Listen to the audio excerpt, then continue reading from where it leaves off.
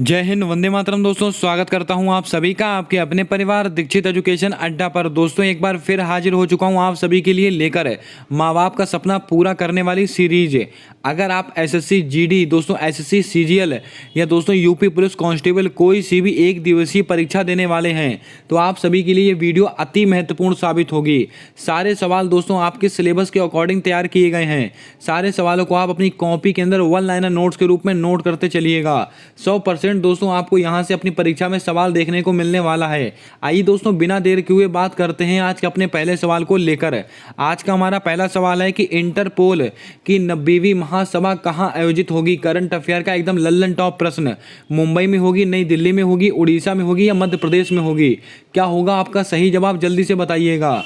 Interpole की 90वीं महासभा, इसका आयोजन कहां होने वाला है? दोस्तों आपको बता दें इंटरपोल की 90वीं महासभा, इसका आयोजन कहां पर होगा तो आपको नोट करके रखना है, नई दिल्ली। आपका ऑप्शन नंबर बी बिल्कुल करेक्ट जवाब होगा। अब दोस्तों इंटरपोल का मुख्यालय कहां पर स्थित है? बहुत ही महत्वपूर्ण सवाल। अगर आपसे पूछे कि इंटरपोल इसका मुख्यालय कहां स्थित है, मुख्यालय, तो दोस्तों आपका जवाब होना चाहिए लियोन में। लियोन में दोस्तों इसका मुख्यालय स्थित है। इसको आप ध्यान में रखेंगे। उम्मीद करता हूं आपने यहां से सवाल नोट कर लिया होगा। अब दोस्तों आप कमेंट करके बताएंगे कि डब्ल्यू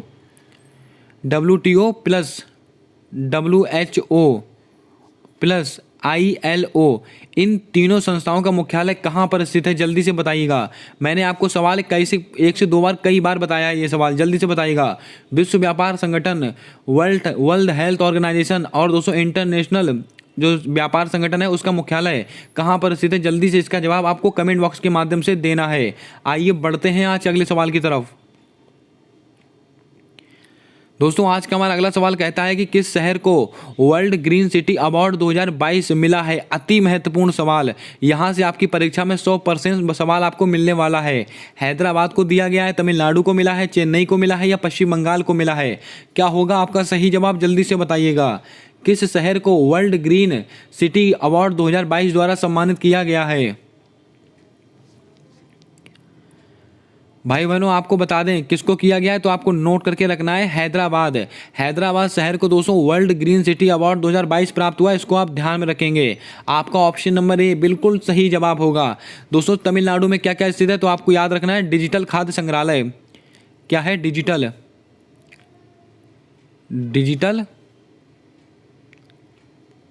खाद्य संग्रहालय। अगर आपसे पूछा कि डिजिटल खाद्य संग्रहालय कहां पर से, तमिलनाडु में।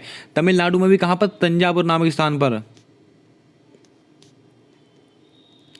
जो दोस्तों तमिलनाडु में तंजावुर नामक स्थान है वहां पर स्थित है। और दोस्तों तमिलनाडु में ही डुगोंग संरक्षण केंद्र है। और डुगोंग क्या है?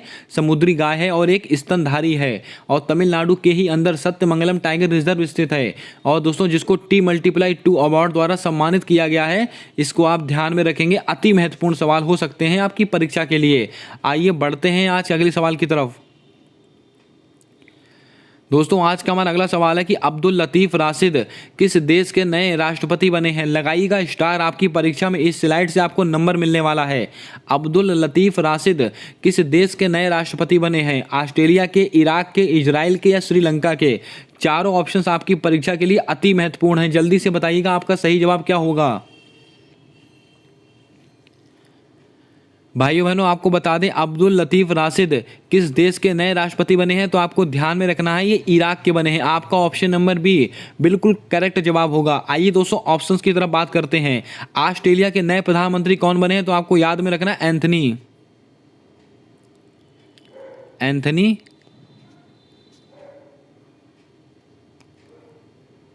अल्बनीज।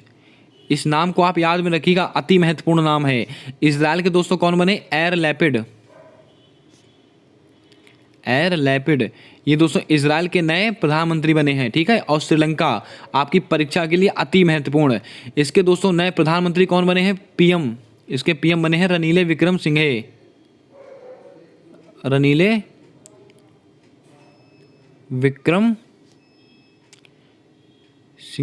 इसको आप ऐसे याद रखेंगे। और दोस्तों श्रीलंका के नए ये तो दोस्तों कौन बने, सॉरी दोस्तों, ये रनीले विक्रमसिंघे ये कौन बने, ये दोस्तों प्रेसिडेंट बने हैं, ये दोस्तों राष्ट्रपति बने हैं, प्रेसिडेंट। और पीएम कौन बने हैं श्रीलंका के, श्रीलंका के पीएम बने हैं दिनेश गुणवर्धने,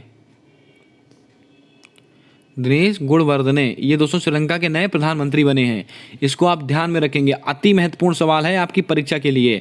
उम्मीद करता हूं यहां से आपने सारे सवालों को नोट किया होगा। दोस्तों ध्यान से सुनिएगा, अब्दुल लतीफ राशिद किस देश के नए राष्ट्रपति बने हैं, दोस्तों इराक के। और एंथनी अल्बनीज ये कहाँ के प्रधानमंत्री बने हैं, ऑस्ट्रेलिया के। और दोस्तों इजराइल के नए प्रधानमंत्री कौन बने हैं, एर लैपिड। और दोस्तों श्रीलंका के नए राष्ट्रपति कौन बने हैं, रनीले विक्रमसिंघे। और अगर आपसे पूछा जाए कि श्रीलंका के नए प्रधानमंत्री कौन बने हैं, दिनेश गुणवर्धने बने हैं। इसको आप ध्यान में रखेंगे। अब दोस्तों आप कमेंट करके बताएं कि श्रीलंका की राजधानी क्या है। इसका जवाब आपको कमेंट करके बताना है कि श्रीलंका की राजधानी क्या है। आइए बढ़ते हैं आज अगले सवाल की तरफ।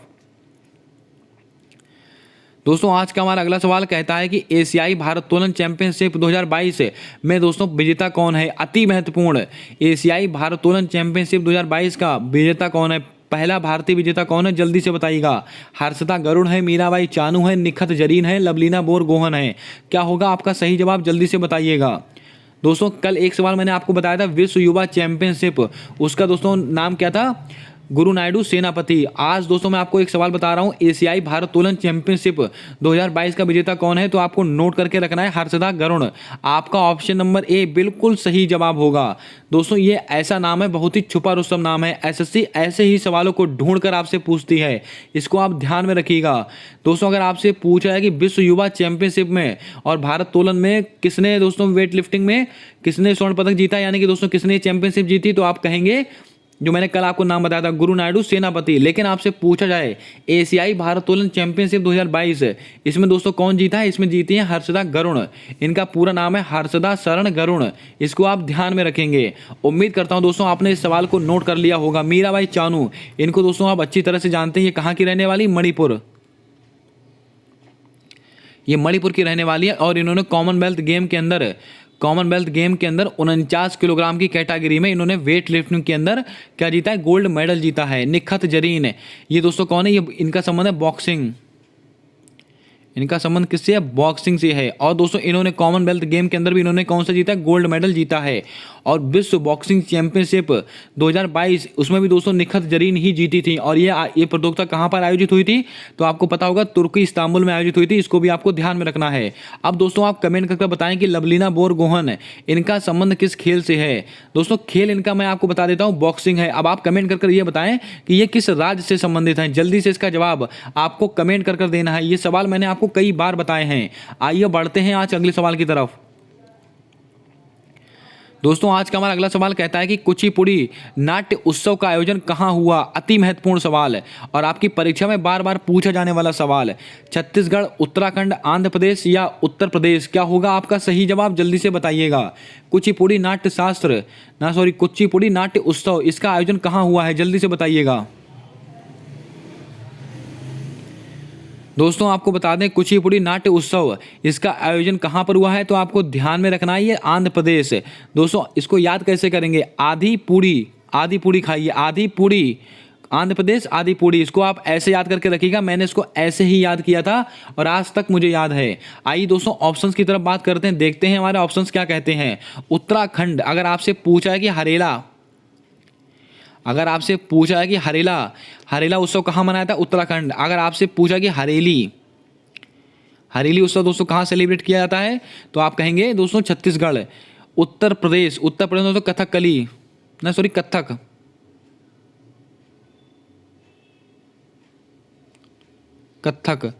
दोस्तों, कथक कहाँ का है, उत्तर प्रदेश का। लेकिन दोस्तों अगर आपसे कथकली कहे तो आप लगाएंगे केरल, लेकिन आपसे केवल कथक कहे तो आप लगाएंगे उत्तर प्रदेश। ये सब दोस्तों अति महत्वपूर्ण है। अब दोस्तों बात आती है कि हम इन दोनों को याद कैसे करें, बहुत ही बड़ा कंफ्यूजन रहता है इसके अंदर। आप दोस्तों सिंपल से याद रखिएगा। यहाँ पे दोस्तों राज्य में बड़ी की माई है, इसमें भी दोस्तों बड़ी की पाई है, इसमें दोस्तों बड़ा का डंडा है, इसमें दोस्तों बड़ा का डंडा है। इसको आप ऐसे याद करेंगे और आप कभी नहीं भूलेंगे। आप बोल के देखिए, हरेला उत्तरा, दोस्तों हरेली छत्ती, हरेली छत्ती, इसको आप ऐसे याद कीजिएगा रिलेट कर कर, कभी इसको आप नहीं भूलेंगे। उम्मीद करता हूँ आप समझ गए होंगे। आइए बढ़ते हैं आज के अगले सवाल की तरफ। दोस्तों आज का हमारा अगला सवाल कहता है कि एक देश एक उर्वरक योजना की शुरुआत कहाँ हुई है। इसके ऊपर आप वेरी इंपॉर्टेंट लगाइएगा, आपकी परीक्षा में सीधा नंबर दिलाएगा आपको यह सवाल है। गुजरात, उत्तर प्रदेश, नई दिल्ली या तमिलनाडु, क्या होगा आपका सही जवाब, जल्दी से बताइएगा। एक देश एक उर्वरक योजना की शुरुआत अभी हाल ही में हमारे प्रधानमंत्री जी ने की है। और दोस्तों कहाँ से की है तो आपको नोट करके रखना है, ये गुजरात से की गई है। क्योंकि दोस्तों अभी हाल ही में गुजरात में इलेक्शन होने वाले हैं। दोस्तों वहाँ पर नई नई योजनाओं को लॉन्च किया जा रहा है, नए नए कार्यक्रमों को चलाया जा रहा है हमारे पीएम मोदी जी के द्वारा। और एक दोस्तों योजना चलाई गई है, एक देश एक उर्वरक योजना। कहाँ पर शुरू हुई है, गुजरात में हुई है, इसको आप ध्यान में रखेंगे। आइए दोस्तों ऑप्शंस की तरफ थोड़ा बात करते हैं। दोस्तों एक देश एक उत्पाद, दोस्तों एक देश एक उत्पाद, एक देश एक उत्पाद, ये दोस्तों योजना कहाँ की है, उत्तर प्रदेश की है। इसको भी आपको ध्यान में रखना है। और दोस्तों इसकी दोस्तों जो क्या नाम, इसका ब्रांड एम्बेसडर किसको बनाया गया, कंगना रनावत को बनाया गया था, कंगना को बनाया गया है। इसको भी आपको थोड़ा ध्यान में रखना है, ये भी आपसे परीक्षा में पूछा जा सकता है। उम्मीद करता हूं दोस्तों आपको सारे सवाल अच्छे लग रहे होंगे, वीडियो समझ में आ रही होगी। अगर दोस्तों आपको क्लास अच्छी लग रही तो वीडियो को लाइक कर दें। और अभी तक आपने अगर हमारे यूट्यूब चैनल को सब्सक्राइब नहीं किया है तो सब्सक्राइब करके बेल वाला आइकन ध्यान से दबा दें, क्योंकि दोस्तों आने वाली सारी वीडियोज़ के अपडेट आप तक आसानी से पहुँचते रहें। आइए दोस्तों बिना देर किए हुए बात करते हैं आज अगले और महत्वपूर्ण सवाल की तरफ। वित्त मंत्रालय में लेखा महानियंत्रक किसे नियुक्त किया गया है, लगाइएगा स्टार, आपकी परीक्षा में यहाँ से छपेगा सवाल है। वित्त मंत्रालय में लेखा महानियंत्रक किसे नियुक्त किया गया है, सोनाली सिंह को किया गया है, गिरीश चंद्र मुर्मू को किया गया है, भारती दास को किया गया है, निधि छिब्बर को किया गया है। क्या होगा आपका सही जवाब, जल्दी से बताइएगा। बहुत ही बड़ी जानकारी देने वाला हूं इस स्लाइड के माध्यम से आपको। भाई बहनों आपको बता दें वित्त मंत्रालय में लेखा महानियंत्रक किसको नियुक्त किया गया है, तो आपको नोट करके रखना है, भारती दास को किया गया है। आपका ऑप्शन नंबर सी बिल्कुल सही जवाब होगा। दोस्तों लेखा महानियंत्रक यानी कि दोस्तों CGA, और दोस्तों गिरीश चंद्र मुर्मू कौन है, CAG। ये देखिए दोस्तों बहुत ही थोड़ा सा डिफरेंस है और कई बार बच्चे इसमें कंफ्यूज होते हैं। अगर आपसे दोस्तों आपसे पूछा है कि comptroller auditor general of India, ये दोस्तों कौन है, गिरीश चंद्र मुर्मू हैं। और दोस्तों अगर आपसे पूछा जाए दोस्तों CGA, इनका संबंध किससे, भारती दास से। पहले दोस्तों CGA ये सोनाली सिंह थी, लेकिन दोस्तों इनके स्थान पर अब कौन आया, भारती दास आई हैं। और दोस्तों इनका अनुच्छेद कौन सा होता है, CGA का अनुच्छेद होता है 148। और दोस्तों इनका किसी अनुच्छेद में कोई उल्लेख नहीं है, इसको आप ध्यान में रखेंगे। अगर आपसे दोस्तों सवाल घुमाकर आपसे पूछा जाए कि CGA का संबंध किस अनुच्छेद से है, वहां पर 3 अनुच्छेद दिए होंगे, एक में लिखा होगा कोई नहीं, तो आपका सही जवाब होगा कोई नहीं। इनका दोस्तों CGA, इनका दोस्तों उल्लेख किसी अनुच्छेद में नहीं है, इसको आपको नोट करके रखना है, इसको आपको ध्यान में रखना है। उम्मीद करता हूँ दोस्तों आप समझ गए होंगे मैंने आपको जो जानकारी दी है। निधि छिब्बर, ये दोस्तों CBSE की महिला अध्यक्ष बनाई गई निधि छिब्बर, इसको भी आप थोड़ा ध्यान में रखिएगा। आइए बढ़ते हैं आज अगले सवाल की तरफ। दोस्तों आज का हमारा अगला सवाल कहता है कि संचित निधि का उल्लेख किस अनुच्छेद में है, अनुच्छेद 266, अनुच्छेद 267, अनुच्छेद 165, अनुच्छेद 226। क्या होगा आपका सही जवाब, जल्दी से बता दीजिएगा। बहुत ही बेहतरीन सवाल है, एकदम लल्लन टॉप प्रश्न है। संचित निधि का उल्लेख किस अनुच्छेद के अंदर है, जल्दी से बताइएगा। दोस्तों आपको बता दें संचित निधि, इसका उल्लेख किस अनुच्छेद में है, तो आपको नोट करके रखना है, अनुच्छेद 266। आपका ऑप्शन नंबर ए बिल्कुल करेक्ट जवाब होगा। आइए दोस्तों ऑप्शंस का करते हैं पोस्टमार्टम, देखते हैं हमारे क्या क्या सवाल बन सकते हैं। दोस्तों अनुच्छेद 165, इस दोस्तों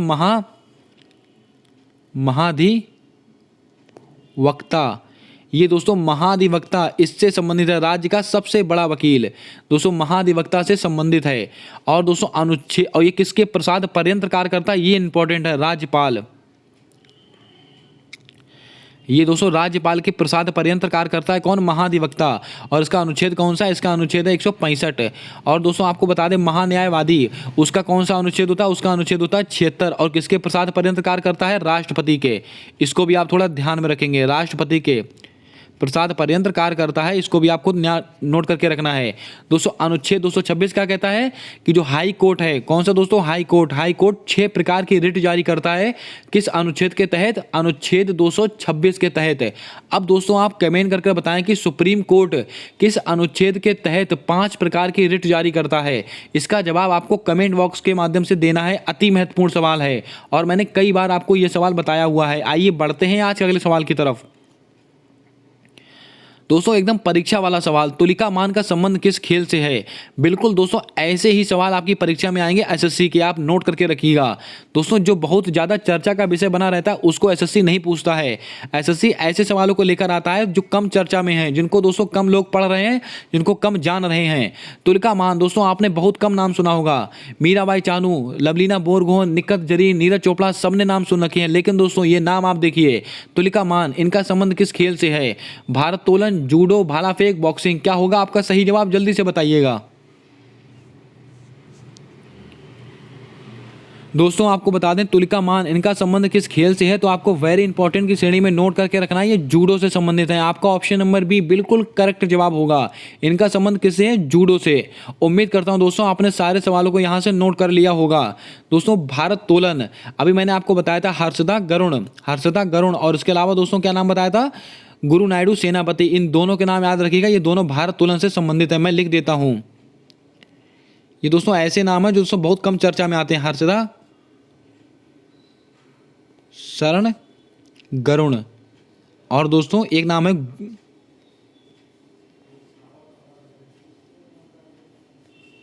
गुरु नायडू सेनापति। ये दोनों नाम दोस्तों भारोत्तोलन से संबंधित हैं, इसको आप थोड़ा ध्यान में रखेंगे। आइए बढ़ते हैं आज अगले और महत्वपूर्ण सवाल की तरफ।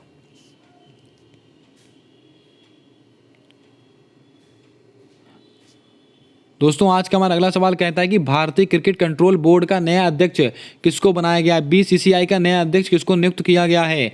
जय शाह को बनाया गया, रोजर बिन्नी को बनाया गया, ग्रेग बर्कले को बनाया गया, सौरभ गांगुली को बनाया गया है। क्या होगा आपका सही जवाब, जल्दी से बताइएगा। दोस्तों बहुत ही बेहतरीन सवाल है, अभी बिल्कुल हाल ही में इनकी नियुक्ति की गई है, इसको आप ध्यान में रखेंगे। दोस्तों आपको बता दें भारतीय क्रिकेट कंट्रोल बोर्ड, इसका नया अध्यक्ष किसको बनाया गया, तो आपको ध्यान में रखना है रोजर बिन्नी। आपका ऑप्शन नंबर बी बिल्कुल सही जवाब होगा। और दोस्तों इसके जो भारतीय क्रिकेट बोर्ड यानी कि बीसीसीआई दोस्तों इसके जो चेयरमैन है वो कौन है दोस्तों, जय शाह जी हैं। इसको आप थोड़ा ध्यान में रखेंगे। लेकिन इसका अध्यक्ष किसको बनाया गया, रोजर बिन्नी को बनाया गया है, इसको आप नोट करके रखेंगे। उम्मीद करता हूं दोस्तों आपने यहाँ से सारे सवालों को नोट कर लिया होगा। दोस्तों अंतर्राष्ट्रीय ओलंपिक संघ, बहुत ही महत्वपूर्ण सवाल है। अंतर्राष्ट्रीय इंटरनेशनल ओलंपिक ऑर्गेनाइजेशन, इसको आप ऐसे करके लिख लीजिएगा, अंतर्राष्ट्रीय ओलंपिक संघ। इसका दोस्तों मुख्यालय कहाँ पर स्थित है, जल्दी से बताइएगा। बहुत ही बेहतरीन सवाल। अंतर्राष्ट्रीय ओलंपिक संघ, इसका मुख्यालय कहाँ पर स्थित है। और दोस्तों इसके वर्तमान में हेड कौन है। इसका मुख्यालय मैं आपको बताता हूँ, ल्यूसाने में दोस्तों इसका मुख्यालय स्थित है। और दोस्तों इसके जो हेड कौन है, आप इसको नोट करके रखिएगा। इसके हेड हैं दोस्तों थॉमस वॉक, इसको आप नोट कीजिएगा। अति महत्वपूर्ण सवाल हो सकता है आपकी परीक्षा के लिए। अब दोस्तों आप बताइएगा कमेंट कर कि अंतर्राष्ट्रीय ओलंपिक दिवस कब मनाया जाता है। जल्दी से इसका जवाब आपको कमेंट कर देना है। अति महत्वपूर्ण सवाल है आपकी परीक्षा के लिए। आइए दोस्तों बिना टाइम खराब किए बढ़ते हैं आज अगले सवाल की तरफ। दोस्तों आज का हमारा अगला सवाल कहता है कि बुकर पुरस्कार 2022 किसे प्राप्त हुआ है। लगाइएगा स्टार, आपकी परीक्षा में यहाँ से मैं आपको नंबर दिलाने वाला हूँ। बुकर पुरस्कार 2022 किसे मिला है। अरुंधति राय को मिला है, किरण देसाई को मिला है, अरविंद अडिगा को मिला है, या सोहन करुणा तलिका को मिला है। क्या होगा आपका सही जवाब, जल्दी से बताइएगा।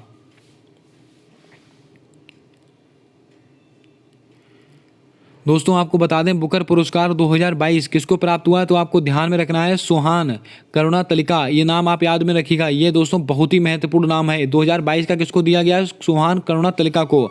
आइए दोस्तों ऑप्शन की तरफ बात करते हैं। अगर आपसे सवाल पूछा है कि सबसे पहला बुकर पुरस्कार किसको मिला है, फर्स्ट नंबर का मिला है अरुंधति राय को। ये दोस्तों इंडियन है जिनको दोस्तों बुकर पुरस्कार मिला है। सेकंड किसको मिला है, ये इनको मिला है। और थर्ड किसको मिला, अरविंद अडिगा को मिला है। ये दोस्तों 3 इंडियन हैं जिनको दोस्तों बुकर पुरस्कार द्वारा सम्मानित किया गया है। और बुकर पुरस्कार दोस्तों किस में मिला था, इंग्लिश भाषा में मिलता है। इंग्लिश लैंग्वेज में दोस्तों बुकर पुरस्कार दिया जाता है, इसको भी आपको नोट करके रखना है। अब दोस्तों आप एक कमेंट करके सवाल बताइएगा कि अंतर्राष्ट्रीय बुकर पुरस्कार 2022 किसे प्राप्त हुआ था, जल्दी से बताइएगा। बहुत ही बेहतरीन सवाल है। मैं आपको दोस्तों थोड़ा सा हिंट देता हूँ। टॉम ऑफ सैंड यानी कि दोस्तों रेत समाधि, इसके लिए दिया गया था उनको अंतर्राष्ट्रीय बुकर पुरस्कार 2022। अब दोस्तों उनका नाम आप कमेंट करके बताएं कि अंतर्राष्ट्रीय बुकर पुरस्कार 2022 के द्वारा किसको सम्मानित किया गया था। और उम्मीद करता हूं दोस्तों आपने यह सवाल भी नोट कर लिया होगा। बुकर पुरस्कार पूछा जाए तो आपको जवाब देना है सुहान करुणा तलिका, इसको आप ध्यान में रखेंगे। आइए दोस्तों बढ़ते हैं आज अगले सवाल की तरफ। दोस्तों एक और बहुत ज़बरदस्त पुरस्कार 31वां व्यास सम्मान किसे प्राप्त हुआ है, बहुत ही बेहतरीन सवाल है। रामदत्त मिश्र, असगर वजाहत, शरण कुमार लिम्बाले, शरण कुमार पगारे, क्या होगा आपका सही जवाब, जल्दी से बताइएगा। दोस्तों आपको बता दें 31वां व्यास सम्मान किसको प्राप्त हुआ है, तो आपको नोट करके रखना है। बहुत ही बेहतरीन सवाल है, असगर वजाहत। इसके ऊपर आप दोस्तों पहले तो इंपॉर्टेंट डालिएगा, वेरी इंपॉर्टेंट क्वेश्चन है ये आपकी परीक्षा के लिए, वेरी इंपॉर्टेंट। 31वां व्यास सम्मान किसको मिला है, असगर वजाहत को मिला है, लेकिन किस लिए मिला है, महाबली। ये दोस्तों इनकी एक रचना है महाबली, इसके लिए दिया गया है। आपको दोस्तों बता दें बिरला फाउंडेशन के द्वारा ये सरस्वती और व्यास सम्मान दिए जाते हैं, इसको भी आपको ध्यान में रखना है। और दोस्तों 31वां सरस्वती सम्मान किसको मिला है, रामदत्त मिश्र, मैंने आपको कल बताया था। अगर आपसे पूछे कि 31वां सरस्वती सम्मान किसको मिला है, ये रामदत्त मिश्र को मिला है। किस लिए मिला था, मैं तो यहाँ हूँ। मैंने दोस्तों आपसे सवाल पूछा है कि अंतर्राष्ट्रीय बुकर पुरस्कार 2022 किसको मिला था, तो आपको यहाँ पर नोट करके रखना है, वेरी इंपॉर्टेंट की श्रेणी में। टॉम ऑफ सैंड, और दोस्तों उसका इंग्लिश वर्जन क्या है, रेत समाधि, किसके लिए मिला था, गीतांजलि श्री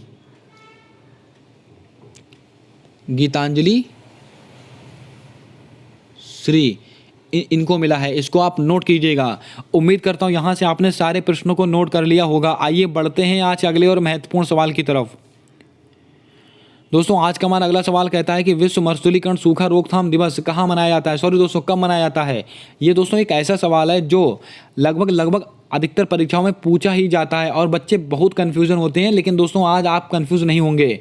विश्व मरुस्थलीकरण सूखा रोकथाम दिवस कब मनाया जाता है, 18 अप्रैल को मनाया जाता है, 17 जून को मनाया जाता है, 24 मार्च को मनाया जाता है, या 27 सितंबर को मनाया जाता है। क्या होगा आपका सही जवाब, जल्दी से बताइएगा। चारों ऑप्शन ऐसे ऑप्शन सेट किए गए हैं जो आपकी परीक्षा के लिए अति महत्वपूर्ण हैं। एक एक महत्वपूर्ण दिवस मैं चारों के बारे में आपको बताने वाला हूं। दोस्तों आपको बता दें विश्व मरुस्थलीकरण सूखा रोकथाम दिवस कब मनाया जाता है, तो आपको नोट करके रखना है 17 जून। आपका ऑप्शन नंबर बी बिल्कुल करेक्ट जवाब होगा। 17 जून को दोस्तों विश्व मरुस्थलीकरण सूखा रोकथाम दिवस मनाया जाता है। अब दोस्तों बात कर लेते हैं ऑप्शंस को लेकर। 18 अप्रैल इसको मनाया जाता है विश्व धरोहर दिवस। क्या दोस्तों, विश्व धरोहर दिवस, विश्व धरोहर दिवस कब मनाता है दोस्तों, 18 अप्रैल को। 24 मार्च को दोस्तों क्या मनाया जाता है,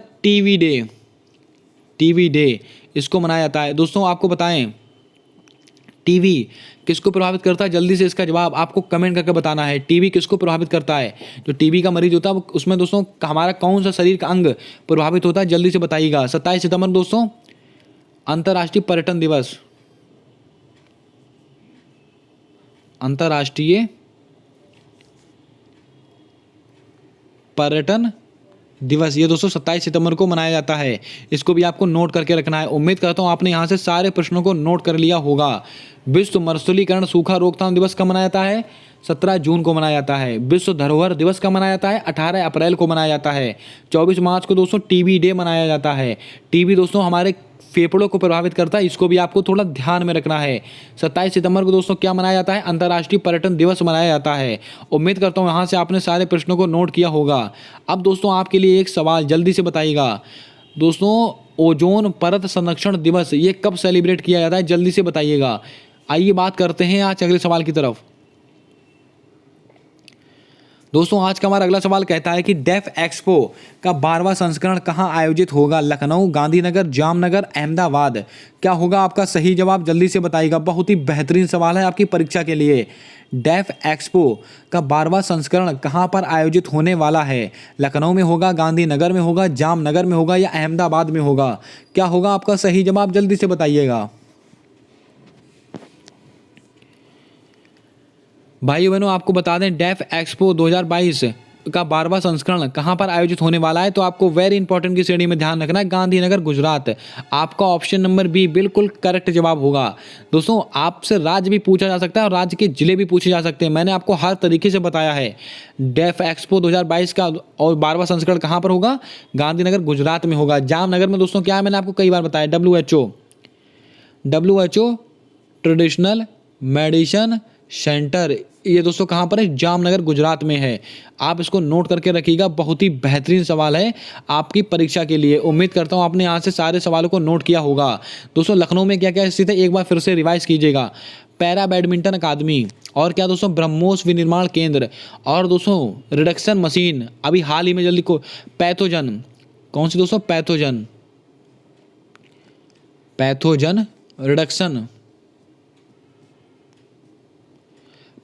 रिडक्शन मशीन, जो दोस्तों हमारे जो रक्त को यानी कि 4 से 5 यूनिट रक्त को दोस्तों 10 से 15 मिनट के अंदर प्योर कर देगी, यानी कि शुद्ध कर देगी। पैथोजन रिडक्शन मशीन, इसका दोस्तों शुभारंभ कहाँ किया गया है, लखनऊ उत्तर प्रदेश में किया गया है, और एशिया की पहली है, इसलिए दोस्तों अति महत्वपूर्ण है आपकी परीक्षा के लिए। उम्मीद करता हूँ आपने यहाँ से सारे प्रश्नों को नोट कर लिया होगा। आइए बढ़ते हैं आज अगले और महत्वपूर्ण सवाल की तरफ। आज का हमारा अगला सवाल कहता है कि GI महोत्सव 2022 का आयोजन कहाँ हुआ। बहुत ही बेहतरीन सवाल। उत्तर प्रदेश, गुजरात, राजस्थान, पश्चिम बंगाल, क्या होगा आपका सही जवाब, जल्दी से बताइएगा। दोस्तों किस जिले में हुआ है वो मैं आपको बताना चाहता हूं, लेकिन दोस्तों मैंने आपको जिले का नाम ना देकर सीधा राज्य का नाम दिया है, जिससे कि दोस्तों आप समझ पाएं कि आपसे कैसा सवाल पूछा जा सकता है। GI महोत्सव 2022 का आयोजन कहाँ हुआ है, तो आपको नोट करके रखना है, उत्तर प्रदेश। उत्तर प्रदेश में भी दोस्तों कहाँ पर, उत्तर प्रदेश में भी हुआ है दोस्तों, वाराणसी में हुआ है। इसको आप नोट करके रखिएगा, बहुत ही बेहतरीन सवाल है आपकी परीक्षा के लिए। अब दोस्तों GI महोत्सव, अब यहाँ पर GI की बात आई है, तो GI टैग ये आपको बताना बहुत ज़रूरी है। GI टैग, इसका अधिनियम कब का, 1999 का अधिनियम है, और कितने वर्षों के लिए दिया था, 10 वर्षों के लिए दिया जाता है। अब दोस्तों आपके लिए एक बहुत ही बेहतरीन सवाल, बिल्कुल छुपा रुस्तम सवाल है। भारत का दूसरा तरल नैनो यूरिया संयंत्र, भारत का दोस्तों दूसरा तरल नैनो यूरिया संयंत्र, इसकी दोस्तों स्थापना कहाँ किया जा रहा है, इसका शुभारंभ दोस्तों वाराणसी में किया जा रहा है। इसको आप वेरी इंपॉर्टेंट की श्रेणी में नोट कीजिएगा। ये सवाल मैं दोस्तों अगले प्रैक्टिस सेट में लूंगा, इसको आप ध्यान में रखिएगा, मैंने जो आपको बताया है, क्योंकि दोस्तों अति महत्वपूर्ण सवाल है आपकी परीक्षा के लिए। आइए बढ़ते हैं आज अगले सवाल की तरफ। दोस्तों आज का हमारा अगला सवाल कहता है कि खंड भूमि का संबंध किस नदी बेसिन से है। बहुत ही बेहतरीन सवाल है। सिंध नदी बेसिन, चंबल नदी बेसिन, सोन नदी बेसिन, या इनमें से कोई नहीं। क्या होगा आपका सही जवाब, जल्दी से बताइएगा। खंड भूमि का संबंध किस नदी बेसिन से है।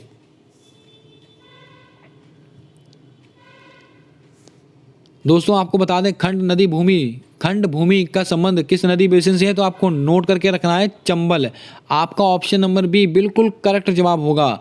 बहुत ही बेहतरीन सवाल है, इसको आप नोट करके रखिएगा। दोस्तों उम्मीद करता हूँ आपको सारे सवाल अच्छे लग रहे होंगे। अगर आपको वीडियो अच्छा लग रहा है, सवाल पसंद आ रहे हो, तो सवाल को लाइक कर दें, वीडियो को लाइक कर दें, और दोस्तों अपने दोस्तों तक जरूर शेयर कर दें जो किसी भी कम्पिटिटिव एग्जाम की तैयारी कर रहे हों, क्योंकि दोस्तों ये वीडियो आपके माँ बाप के सपने को पूरा करेगी। आपको दोस्तों सरकारी नौकरी देके जाएगी 100%। आपकी परीक्षा में सीधा सवाल छपेगा इस वीडियो के अंदर से। आइए दोस्तों बिना देर किए बात करते हैं आज अगले सवाल की तरफ। केसरी अखबार के संपादक कौन है। आप दोस्तों सवालों का लेवल देखिए, बिल्कुल SSC के लेवल के सवाल। ईश्वर चंद्र विद्यासागर, बाल गंगाधर तिलक, भीमराव अंबेडकर और महात्मा गांधी। क्या होगा आपका सही जवाब, जल्दी से बताइएगा। केसरी अखबार के संपादक कौन थे। ईश्वर चंद्र विद्यासागर हैं, बाल गंगाधर तिलक हैं, भीमराव अंबेडकर हैं, महात्मा गांधी हैं, जल्दी से बताइएगा। भाइयों बहनों आपको बता दें केसरी अखबार के संपादक कौन है, तो आपको नोट करके रखना है, बाल गंगाधर तिलक। आपका ऑप्शन नंबर बी बिल्कुल करेक्ट जवाब होगा। केसरी और मराठा, एक और चीज़ याद रखिएगा, मराठा ये दोस्तों बाल गंगाधर तिलक जी से संबंधित है, इसको आप नोट करके रखेंगे। और दोस्तों ईश्वर चंद्र विद्यासागर, सोम प्रकाश पत्रिका का संपादन किसने किया, ईश्वर चंद्र विद्यासागर ने किया है। अब दोस्तों डॉक्टर भीमराव अंबेडकर, इनकी दोस्तों कौन सी पत्रिका है, जल्दी से बताइएगा। बहुत ही बेहतरीन सवाल है आपकी परीक्षा के लिए। दोस्तों याद रखिएगा, जातियों का अंत, ये दोस्तों किससे संबंधित है? ये संबंधित है किससे दोस्तों? भीमराव अम्बेडकर से इनकी रचना है। और दोस्तों हिंद स्वराज, हिंद स्वराज, हिंद स्वराज ये दोस्तों किसकी पुस्तक है? ये दोस्तों महात्मा गांधी जी की पुस्तक है। कई बार परीक्षा में पूछी गई पुस्तक है। और दोस्तों यूपी पैट के परीक्षा में ये सवाल आपसे पूछा गया था, इसको आप ध्यान में रखिएगा। आपका सही जवाब क्या हो जाएगा? बाल गंगाधर तिलक। केसरी अखबार के संपादक कौन है? बाल गंगाधर तिलक। इसको आप नोट करके रखेंगे। आइए दोस्तों बात करते हैं आज अगले सवाल की तरफ। लीजिए दोस्तों आपकी परीक्षा वाला सवाल, हिस्ट्री का बहुत ही फेमस और लल्लन टॉप प्रश्न। प्लासी का युद्ध किस वर्ष से संबंधित है? 1191, 1192, 1757 या 1764? क्या होगा आपका सही जवाब? जल्दी से बताइएगा। दोस्तों 3 युद्ध ऐसे हैं जो आपको परीक्षा में बार बार परेशान करते हैं, आपसे बार बार पूछे जाते हैं। जल्दी से बताइएगा दोस्तों, प्लासी का युद्ध किस वर्ष से संबंधित है? हिस्ट्री का बहुत ही बेहतरीन सवाल। दोस्तों आपको बता दें प्लासी का युद्ध किस वर्ष से संबंधित है, तो आपको नोट करके रखना है 1757। आपका ऑप्शन नंबर सी बिल्कुल करेक्ट जवाब होगा। अब दोस्तों बात कर लेते हैं ऑप्शंस को लेकर। 1191 तराइन का युद्ध, तराइन का प्रथम युद्ध, ये दोस्तों संबंधित है कब से? 1191। और तराइन का सेकंड युद्ध, ये दोस्तों संबंधित है 1192। इसको आपको ध्यान में रखना है।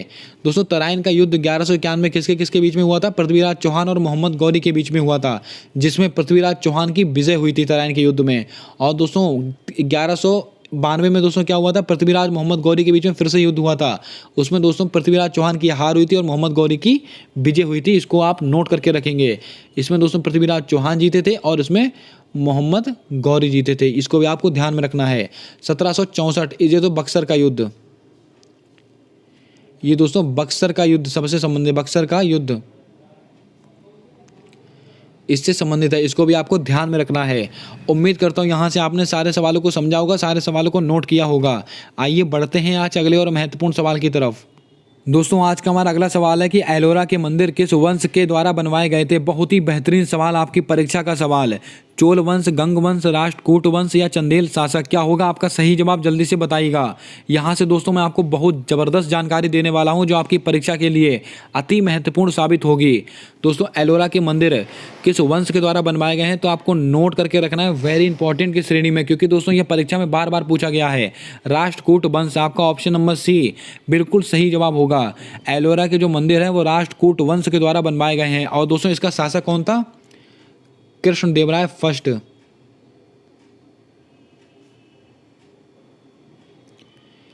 कृष्णदेवराय फर्स्ट इनके शासक थे। इसको आप नोट करके रखेंगे। दोस्तों चोल शासक, ये भी आपकी परीक्षा के लिए अति महत्वपूर्ण है। इन्होंने दोस्तों कौन से मंदिर बनवाए? बृहदेश्वर मंदिर, यानी कि बृहदेश्वर मंदिर।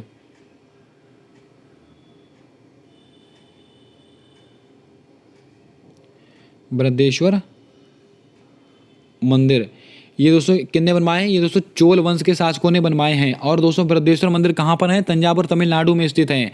और आपको बताएं इसके दोस्तों इसमें अध्यक्ष कौन है? राजराज फर्स्ट, ये दोस्तों इसके राजा थे। गंग वंश, ये भी आपकी परीक्षा के लिए अति महत्वपूर्ण है। कोणार्क का सूर्य मंदिर, कोणार्क का सूर्य मंदिर, ये दोस्तों किसने बनवाए? गंग वंश ने बनवाए हैं। और दोस्तों उसमें दोस्तों कौन थे? नरसिंह देव फर्स्ट। कौन दोस्तों? नरसिंह देव फर्स्ट। नरसिंह देव फर्स्ट उस समय दोस्तों ये शासक थे। उम्मीद करता हूं दोस्तों आपने यहां से सारे प्रश्नों को नोट कर लिया होगा। अब दोस्तों आप कमेंट करके बताएंगे कि चंदेल शासकों ने कौन से मंदिर बनवाए थे। जल्दी से इसका जवाब आप कमेंट कर देंगे। दोस्तों मैं आपको थोड़ी सी हिंट दे रहा हूं, वो मंदिर मध्य प्रदेश में स्थित है। जल्दी से बताइएगा। एक बार फिर से इसको आप रिवाइज कीजिएगा। एलोरा के मंदिर किस वंश के द्वारा बनवाए गए थे, तो आपको नोट करके रखना है राष्ट्रकूट वंश। और उस समय दोस्तों शासक कौन था? कृष्णदेवराय फर्स्ट। अब दोस्तों गंग वंश ने दोस्तों कोणार्क का सूर्य मंदिर बनवाए हैं। और दोस्तों उसमें शासक कौन थे? नरसिंह देव फर्स्ट। चोल वंश के शासकों ने दोस्तों बृहदेश्वर मंदिर बनवाया है, जो कहाँ पर स्थित है? तमिलनाडु तंजावुर में स्थित है। और दोस्तों उसमें शासक कौन था? राजराज प्रथम। मैंने आपसे सवाल पूछा है कि चंदेल शासकों ने दोस्तों कौन से मंदिर बनवाए हैं, तो आपको नोट करके रखना है खजुराहो के मंदिर। खजुराहो के मंदिर बनवाए हैं किन्हें चंदेल शासकों ने, इसको आप नोट करके रखेंगे। और कहाँ के हैं ये, मध्य प्रदेश से संबंधित हैं। और दोस्तों आपको बता दें पंचायतन शैली में बने हुए हैं, इसको भी आपको पता होना चाहिए। उम्मीद करता हूँ यहाँ से आपने सारे प्रश्नों को नोट किया होगा। ये दोस्तों स्लाइड बहुत ही महत्वपूर्ण है, वेरी महत्वपूर्ण है, इसको आप इंपॉर्टेंट की श्रेणी में नोट कीजिएगा। आइए बढ़ते हैं आज के अंतिम और सबसे महत्वपूर्ण सवाल की तरफ। स्वतंत्र भारत के पहले भारतीय गवर्नर जनरल कौन थे? लगाइएगा स्टार आपकी परीक्षा के लिए, बहुत ही जबरदस्त सवाल। स्वतंत्र भारत के पहले भारतीय गवर्नर जनरल कौन है? विलियम बेंटिक, राजगोपालाचारी, लिनलिथ गो, मॉन्टेगू चेम्सफोर्ड। क्या होगा आपका सही जवाब, जल्दी से बताइएगा। यह स्लाइड भी आपके लिए बहुत ही महत्वपूर्ण होने वाली है। दोस्तों आपको बता दें स्वतंत्र भारत के पहले भारतीय गवर्नर जनरल कौन थे, तो आपको नोट करके रखना है श्री राजगोपालाचारी।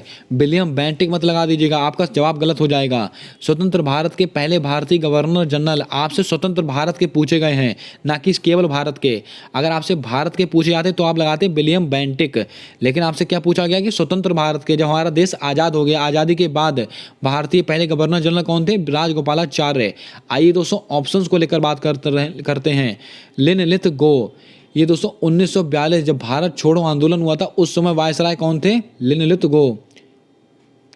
बीएड और दोस्तों लेखपाल की परीक्षा में पूछे गए प्रश्न। मॉन्टेगू चेम्सफोर्ड अधिनियम, ये दोस्तों कब का? 1919 का। 1919 में दोस्तों क्या क्या हुआ था? मॉन्टेगू चेम्सफोर्ड अधिनियम आया था, रोलैक्ट एक्ट आया था, ना अपील ना दलील का कानून। इसके अलावा जलियांवाला बाग हत्याकांड हुआ था 13 अप्रैल 1919 में, और मॉन्टेगू चेम्सफोर्ड अधिनियम भी 1919 का ही है। और आपसे पूछा है कि 1920 जो असहयोग आंदोलन हुआ था, असहयोग आंदोलन, उस समय दोस्तों वायसराय कौन थे? तो आपको नोट करके रखना मॉन्टेगू चेम्सफोर्ड। 1920 का आंदोलन है, इसको भी आपको नोट करके रखना है। उम्मीद करता हूं दोस्तों आज की वीडियो आपको पसंद आई होगी, आज के सारे सवाल आपको अच्छे लगे होंगे। अगर दोस्तों आज की वीडियो आपको पसंद आई है, सवाल अच्छे लगे हैं, तो वीडियो को लाइक कर दें। और अभी तक आपने अगर हमारे यूट्यूब चैनल को सब्सक्राइब नहीं किया है तो सब्सक्राइब करके बेल वाला आइकन ध्यान से दबा लें, क्योंकि दोस्तों आने वाली सारी वीडियोज़ के अपडेट आप तक आसानी से पहुँचते रहें। मिलते हैं आने वाली अगली वीडियो में, तब तक के लिए जय हिंद, जय भारत। दोस्तों अपना सपोर्ट, अपना प्रेम हमारे यूट्यूब चैनल के साथ यूँ ही हमेशा बनाकर रखें।